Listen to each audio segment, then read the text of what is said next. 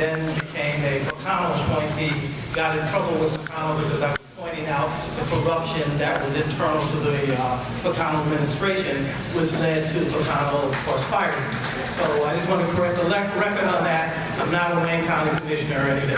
I am standing here, however, as the president of the City of Detroit's Public Library Commission. We're the people who represent the governance structure for the library. And I have with me two of my fellow commissioners, Carole Quarterman, who you know as an advocate for children's rights for years, and Bellant is a retired unionist as well, and the three of us essentially collaborated in order to put together this particular resolution. I also wanted to do, just before because I'm asked Russ actually penned this, and I asked him to read this, but just before I do that, there's another group of people.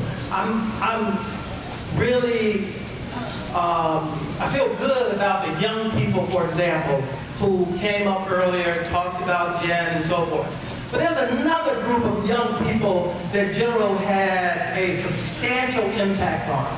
In fact, General Baker, Mike Hamlin, Ken Cockrell Sr., not Junior, Senior, and a few other people who were on the executive board of the League of Revolutionary Black Workers. And one of the things that they developed during that period of time was a group of student activists.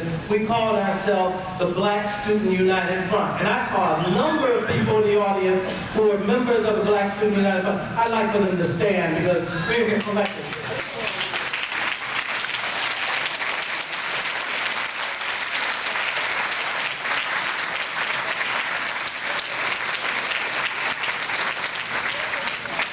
I look a little old, but we was not your age. So if I can ask Russ to read the testimony.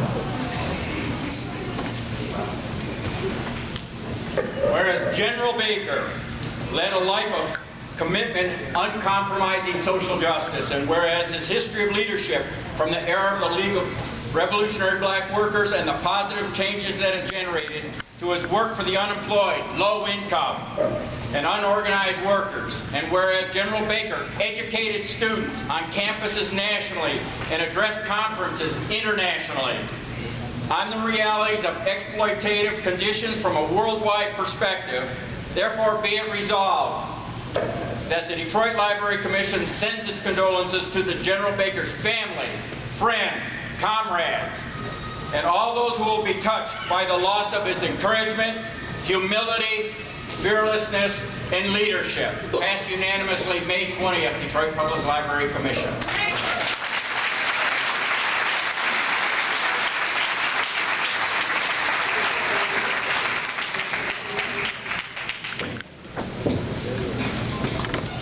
So we're going to have the reading of the obituary, but before we do that, we're going to have a saxophone player put some music in this air.